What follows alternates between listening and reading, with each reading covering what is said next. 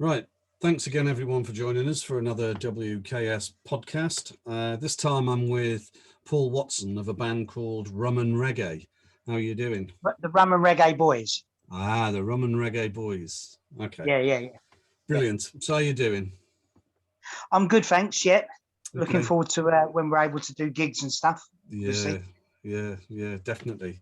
So how did you get into music in the first place?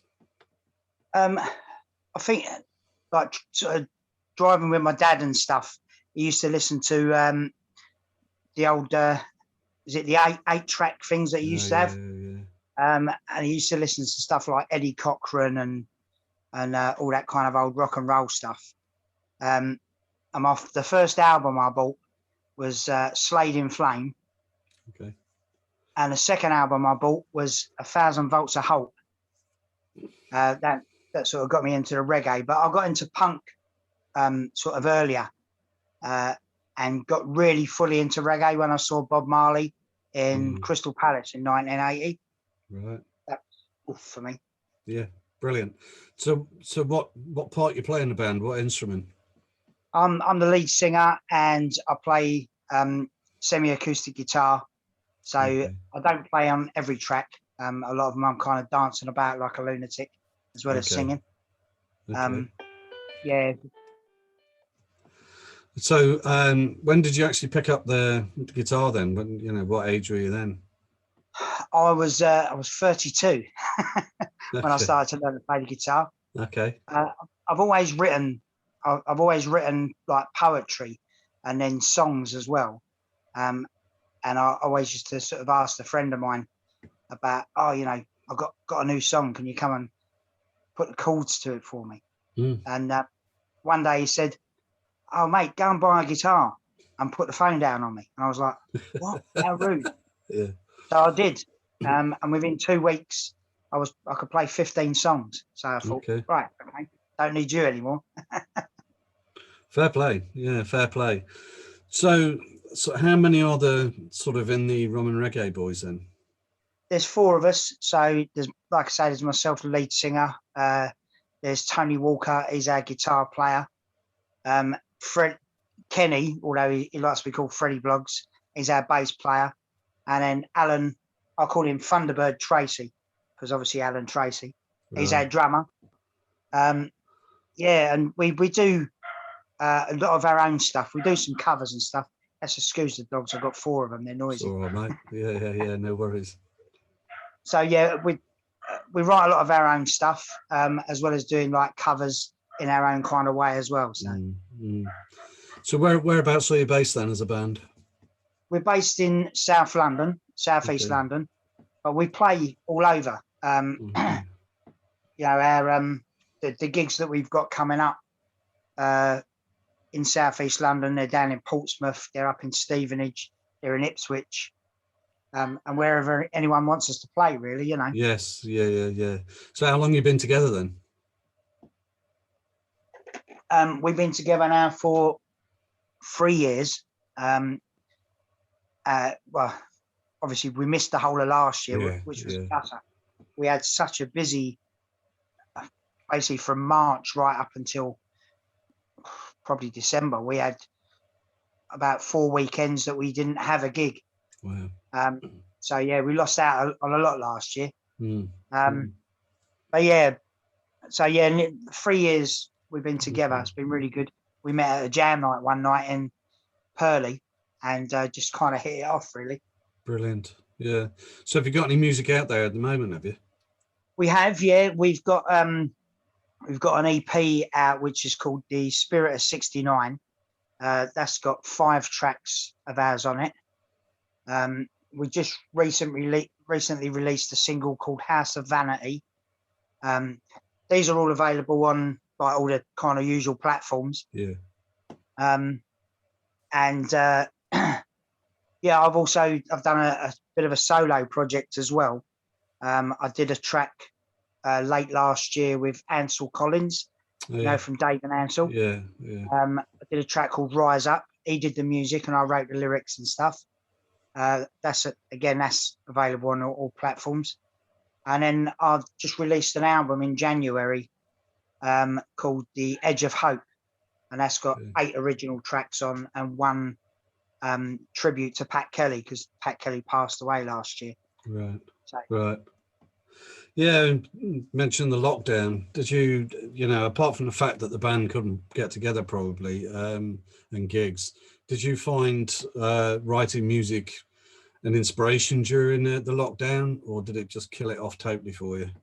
no, I actually I wrote close on 40 songs Wow. during the lockdown. Mm. I was doing a little thing every night called The Captain Goes Live at 5:55 on Facebook.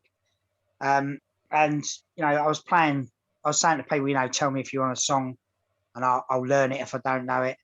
And then I was doing our stuff, and I was just being inspired for writing songs as well about all what was going on, and just kind of what I see, what I hear. Brilliant. So I found it quite inspiring, to be honest. Mm. So who are your musical heroes then? I mean, you mentioned Bob Marley. Obviously Bob, Ken Booth, John Holt, Paul Weller, Joe Strummer, Buddy Holly, and people like my granddad introduced me when I started listening to reggae and ska. My granddad said to me, "You should listen to some of this," and he started giving me like stuff like Fats Waller and Tommy Dorsey and Buddy Rich and all that sort of stuff. So I like, my music genre isn't just sort of I like that and that's it. It's massively sort of spanned. So jazz. I love jazz. Brilliant. Yeah. All right. So if as a band, then who if you could open up for anybody, who would you go for? I would love to. There's a few bands out there at the moment actually who are kind of on the scene. There's a band called Gentleman's Dub Club. Yeah. I haven't got to see them yet, but I'd love to support them. We supported King Hammond, who's one of my kind of sort of heroes. So that was really great to support him. And we supported Sham 69 as well. Yeah, mate. Nice. Great. Nice. So but I think I'd love to, like I said, Gentleman's Dub Club, the Scatterlights. I know they're kind of still going. Love to do something alongside them because they're a great band. Brilliant. And it'd be great to get on a scene with someone like the Specials or Selector or someone like that. Right. Yeah. No, brilliant, mate. So venues, have you got a favourite venue as a band that you like to perform at? Well, there's a couple we kind of regarded as our sort of home base when we started off. One of them was gutted because it closed down, the Wallington Arms. I think they're turning it into flats. The Coach and Horses down in Beckenham, that's one of ours. The General Giles, which is a club in Mitcham, we did the open night for them. That's a great place to play. Trying to think. The Froddington Arms down in Portsmouth, that was a good little place. We're actually doing an opening gig for the British Queen in Portsmouth on July the 3rd. Okay. They're having a kind of special opening there, so we're doing the first gig down there for them. Right. Which is nice. So there's lots of places I kind of like. Whelan's in Kingston's a pucker place to play. I think it's the crowd, Yeah. The crowd will kind of make the night for you as well. Yeah. And, so what's for you? What is it then about? The music. They're doing the music. Is it that is it the actual writing and there's the song, or is it actually getting out there in front of that crowd and blowing them away scenario? I think I like both really. I love coming up with a new song that people will go, there's a song that we do called Do It All Over, and it's I wrote it about growing up in South London and some of the things that me and my mates used to do when we were kids. And every time we play it, it's like everywhere we've kind of played, everyone knows the song now, so everyone kind of sings along to the chorus bit. A lot of people have kind of said, you you should release it just as a single, Mm. because it's one of those songs that people would go, oh, I remember that, and I remember that, because it talks about, I don't know what part, whereabouts are you from, Craig? Right down in Cornwall, tip of Oh, Cornwall. right. Do you know anything about London, sort of transport-wise? Like, if I said to you a red bus Rover, do you know? Unless it's the old red bus. Yeah, what it was that we used to buy these tickets, 15 pence when we were kids, Okay. and we travelled right across the length and breadth of London for 15p for the day. That was our kind of day out, you know. Wow. And so yeah, it kind of mentions about that. It mentions about playing Knockdown Ginger, you know, and all the kind of things you used to do when you was a kid. Mm. And everybody always says, oh, you know, it's like I've heard that song before, and it's like, you know, really speaks to me. So yeah. Brilliant. So yeah, when you get a song like that, it's you think, yeah, you've hit the nail, you know. Yeah, yeah, fantastic. So, have you got the most memorable gig? Have you got one that sticks out? What for us as a Yeah. band? Yeah. I would probably say the one our second gig that we did at the Wallington Arms, because we was only like a fairly new band. We were like sort of 4 months, and they were having to ticker people in and out. Mm. And he said he'd never done that in his pub before. It was absolutely rammed, like from the front to the back, and it was absolutely a stomping night, you know. So that's probably my kind of favourite ever. Yeah, yeah. Do you ever get any issues with sort of like writer's block type thing, or does it just, you know, how does it work for you writing? No, I've had that, you know. I wrote a line to a song about 2 years ago. You know, I thought, oh, that's a great line, and then I couldn't get nothing else for it, and it was doing me head in.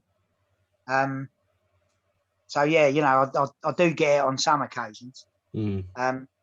Do you just leave it alone then and come back to it? I do, yeah. It was like before I got together with a band, I wrote a song called Rude Girl, but I dreamt that I was writing this song for a band, and I woke up at 2:30 in the morning and wrote down these lyrics, and I was sitting there kind of thinking, more, I want more, and I thought, no, I can't get it. So I went back to bed. When I woke up in the morning, I'm cooking me breakfast, and I just started singing these other lyrics. So I quickly wrote them down as well. Brilliant. And that song's on on the EP that we've got out, The Spirit of 69. But it's a cracking tune, you know, I love it. Brilliant, absolutely brilliant. So what's next then for you guys? What's in the pipeline? Well, we're having our first rehearsal tomorrow, since August last year. No, not since August last year, since March last year, as a full band. We did do one gig, you know, when they sort of relaxed the regulations, and we did this one gig, and then they kind of put a blank on it again. But we didn't get a chance to rehearse as a band. We just did the gig. But it went really well. People loved it. But that was, I think that was September. That was the last time we kind of played together. Last time we rehearsed was way back in March last year. So yeah, we're having our first rehearsal tomorrow. Our first gig is on the 26th of June, which is in Plumstead in South East London.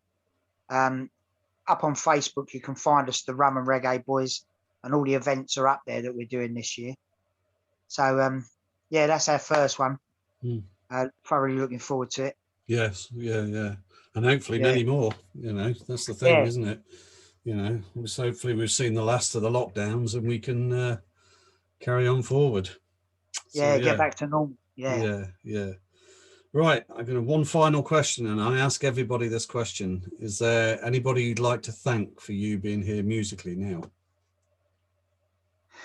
Yeah, I've got a mate called Jez, and he's the one who kind of said about getting me own guitar. Yeah, he always kind of encouraged me and stuff in my music, and he always said, you know, like that I had a good head for writing songs. and never to kind of give up. So yeah, Jez Rackham, my Brilliant. mate. Top lad. Brilliant. Lovely. All right, Paul, look, thank you so much for the interview, and you know, good luck when it all starts again. And you never know, one day I might be up there visiting my brother who lives in London, and I might see you in a pub some point. Nice one, Craig. Cheers. All right, mate, you take Good care. night, bruv. Cheers. Yeah, you too. Cheers, bruv.